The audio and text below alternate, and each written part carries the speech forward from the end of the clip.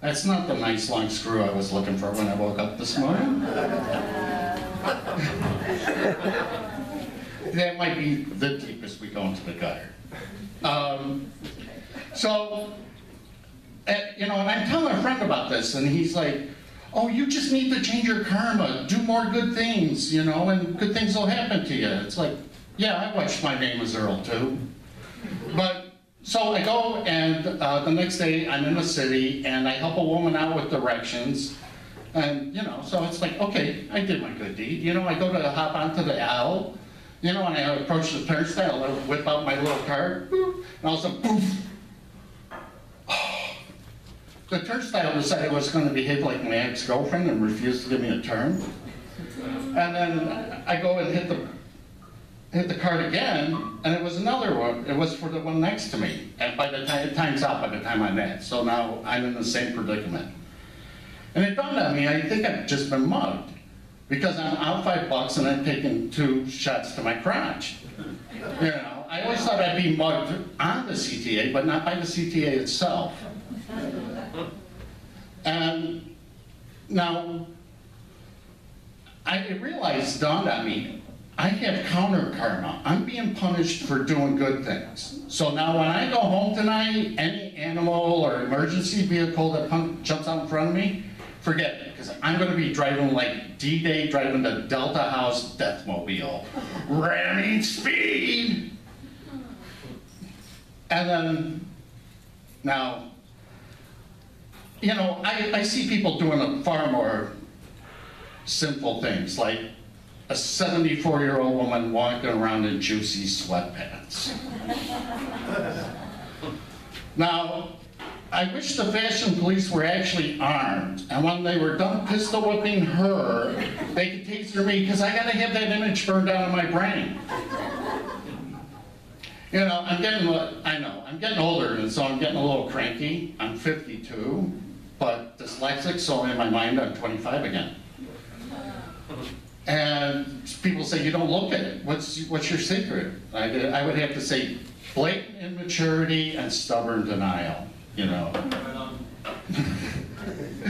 Now, but I do try to take care of myself. I go to a health club and everything, and they have one of those chairs for checking your blood pressure, like at the pharmacy counter. And I noticed that the elderly seem to think that that is an actual exercise machine. You know, they feel they gotta do 10, 15 reps on it, because I'm sitting there waiting patiently, and then like 10 minutes go by, and I see this 80-year-old man, and he hits the button again. And I'm like, well, there's no point in checking my blood pressure now, because it's sky high. And, but then I was like, maybe I shouldn't be too hard on the old guy. If you're in your 80s, that might be the last good squeeze you get. You know, and then I come up, is there a problem with the machine? He goes, every time I do it, my blood pressure keeps getting higher. And I look at it, and it's like, you know, 79/68. He's like, what do you think I ought to do? I go, I do 10 more reps, you know. You know, but I have a great doctor, and I got an appointment coming up. He actually has a sense of humor, because I was having headaches. And I asked him, I go, could these be caused by a sleeping disorder? And he goes, yeah, you have one? I go, oh yeah. And he's like, really? What is it? I go, I'm sleeping alone. You know, and, but then you get the lecture. You know, your weight's too high, your blood pressure's too high, your cholesterol's too high. Aren't you afraid of dying of a heart attack or a stroke? No, not as much as I'm afraid of surviving one, you know. And so he got, but reincarnation probably scares me more than death. Unless I could come back as a purebred German Shepherd, because my neighbor's sending his to Germany for 3 months for breeding.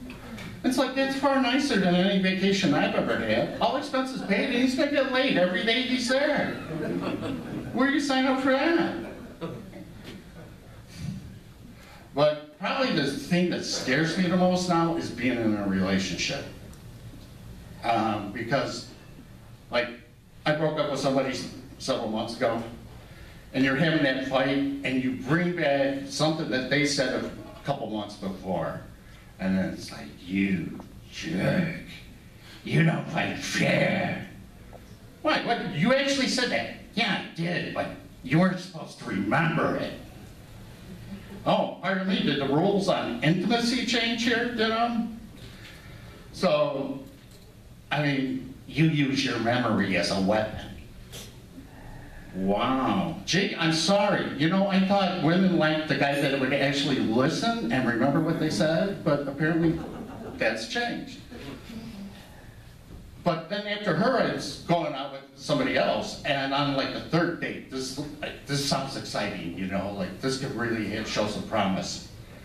And we're sitting there at the restaurant, and she's like, you know, you are just way higher, on a higher emotional plane than I am, you know.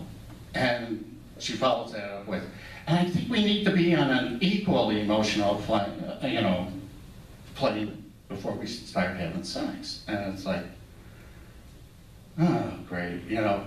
And then she's like, do you understand what I'm saying? Is that totally foreign to you? I go, no, I think I know exactly what you're saying. You're saying that if I was less emotionally into you, then I would be more physically into you.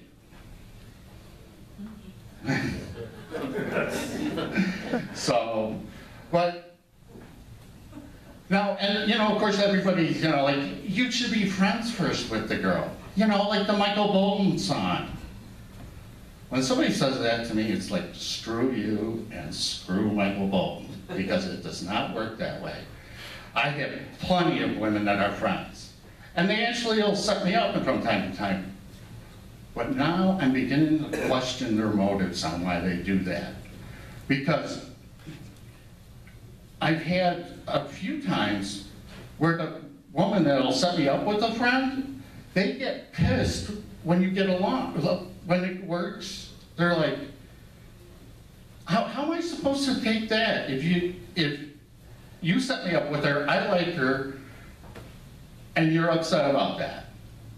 And then it dawned on me, one of us is supposed to be getting punished. Who is it, you know? I really think that is. That's like when, you know, you were a boy and you went to the river and you caught crayfish and then you made them fight to death. But, so, a couple weeks ago, a girl comes up to me at the health club and she's like, I got somebody perfect for you. She's my sister. And I'm like, why? What'd she ever do to you? You know? How bad do you want her to suffer? Do I need to collect any money from her? You know? I thought you loved her. You should love your sister. And so, but I don't know, the rules are just changing way too fast. Because like somebody sent me a video of this woman walking around, and anytime a guy said something to her, they counted that as a sexual assault. Really? I wouldn't even call it flirting if you just say, hey, how you doing today? You know, maybe sometimes, you know, guys just speak to you, just be nice, you know?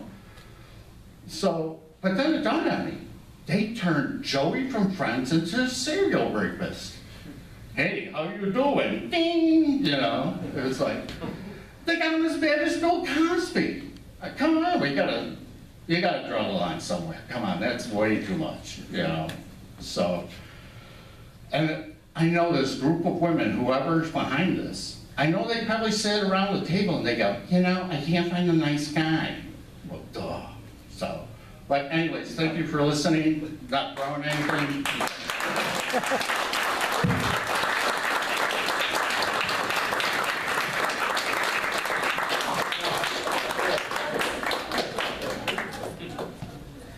Thanks. Give it up for Gina one more time.